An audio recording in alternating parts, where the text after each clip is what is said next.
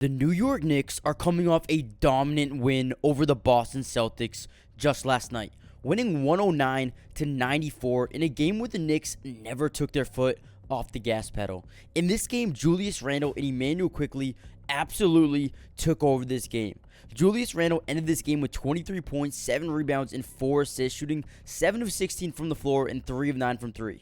Not the best shooting night in terms of efficiency, but he did he had a major impact on this game early on, and he was the reason why the Celtics pretty much couldn't get back in this game from the very start. Also, Emmanuel Quickley caught fire and put up 23 points, shooting an incredible 7 of 13 from the field and 4 of 7 from 3. One more guy that was really disruptful for the Knicks was Josh Hart, man. He really killed the entire game plan of the Celtics and is an absolute do-it-all type of player, and I think he was a major steal at this year's trade deadline. But over the last 10 games, the Knicks are on an 8-2 winning, 8-2 in their last 10 games, and have been demoralizing teams in their path. The Knicks now hold a record of 36-27 and are really starting to heat up here late in the season. Currently sitting in the 5th seed, just 2 games out of the 4-seeded Cleveland Cavaliers. In this video, I'll be breaking down the 3 major factors that will lead the Knicks on a huge playoff run this season and could potentially have them competing for an NBA championship. However, before we jump into today's video, make sure you guys smash that like button if you believe this Knicks team has the potential to get to the NBA Finals this season. Also, comment down below, who do you think is the most underrated player on this Knicks team right now? Don't forget to subscribe to the channel if you're new. We're going to be covering the Knicks and the rest of the NBA all year long, so make sure you guys join the family and turn on post notifications. You'll be notified every time we drop a video. But without any further ado, let's get right into today's video. Now, the first major factor that will help the Knicks make a huge playoff run this season is maintaining their elite defense.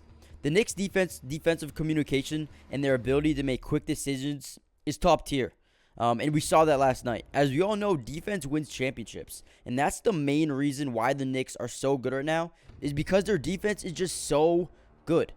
Now, to prove that the Knicks defense is so good, and I'm not actually going to sit here and lie to you guys, I did some research and pulled up some crazy stats this season. And here are just a few. The Knicks currently rank number 7 in points allowed per game, number 5 in fast break points allowed, number 2 in points in the paint allowed per game, and then number 10 in assists allowed per game. The Knicks have ranked in the top 10 of 4 major defensive categories so far this season, and this is one of the biggest reasons why they've been so good, especially over the last 10 games.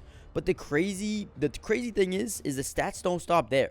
They also rank very highly in some defensive shooting metrics as well, ranking number 3 in effective field goal percentage allowed, number 3 in three-point percentage allowed, number 5 in field goals allowed per game, and number 3 in opposing teams' true field goal percentage.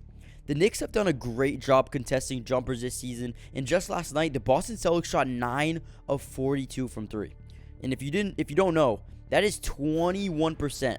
21% from 3. We all know that the Boston Celtics are a pretty good shooting team from behind the arc. I think they're a top 5 team when it comes to three-point percentage, so that is insanely impressive. And they ended the Celtics streak of having consecutive 16 made three-pointers.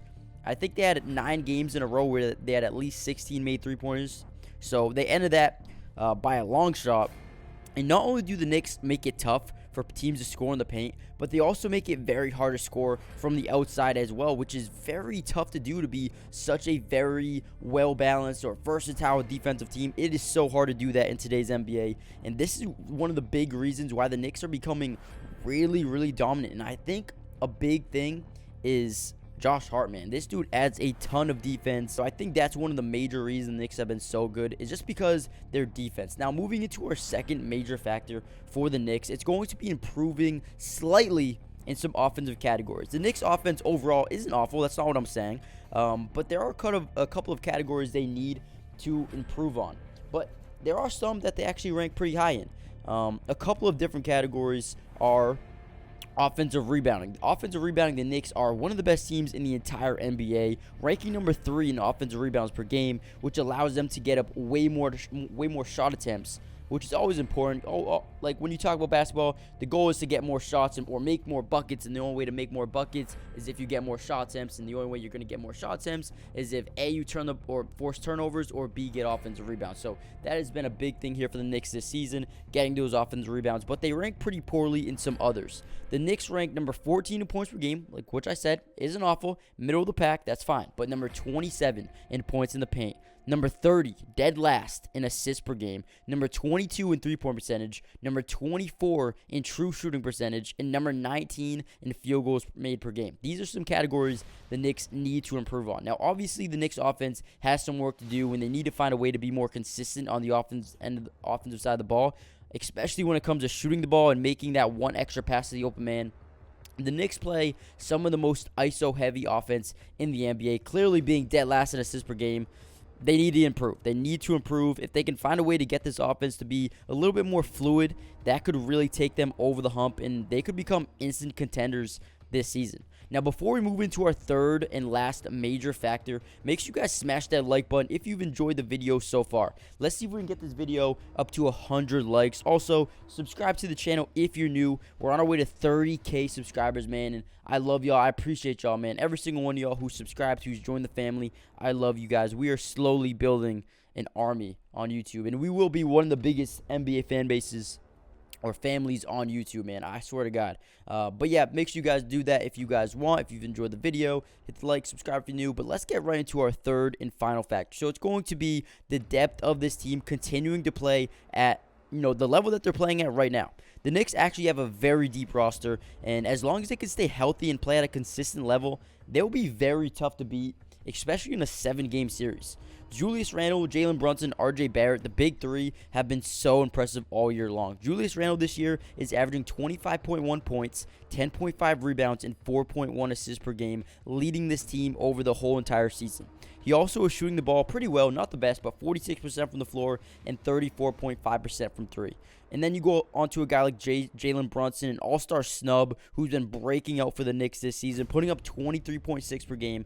23.6 points per game, 3.6 rebounds, and a team-leading 6.2 assists per game. I love this addition to the Knicks. He really makes them so much more versatile, the way he gets into the paint and, turnaround jumpers, fadeaway mid-range. I mean, I just think Jalen Brunson is one of the most versatile offensive weapons in the entire NBA, man. The way he can finish at the rim and score from outside the three-point line and inside, he's just very, very good. I love the addition they made, and I think he was another big steal of, this past offseason. And then we move on to a guy like R.J. Barrett, who's averaging 19.5 points, 4.3 rebounds, and 5.2 assists per game. I would like to see R.J. Barrett become a little more consistent offensively, but he is another lengthy defender for now, or for New York, and helps a ton on that side of the ball.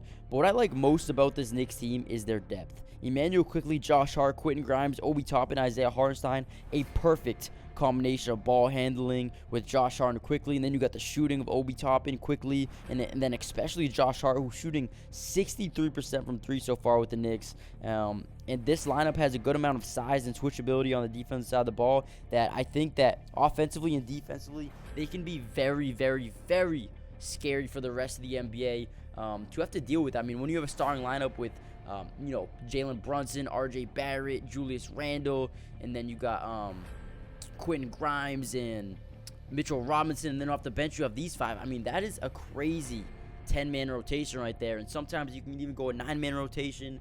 I just think this team's depth is really, really, really scary. And as long as they can stay healthy and start improving on the offensive side of the ball over the next few weeks before we get into the playoffs, I think this Knicks team will be dominant in this year's playoffs. But like I said, the most important thing is maintaining their elite defense. I love this Knicks team and think they got a huge steal at the deadline in Josh Hart, and I think they're continuing to make strides, continuing to get better each and every single day, especially when it comes to team chemistry. Man, the sky's the limit for this team. Let me know in the comment section, how far do you think the Knicks will make it this season? Also, don't forget to subscribe and smash that like button if you guys are new here, and I'll see you guys in the next video. Peace.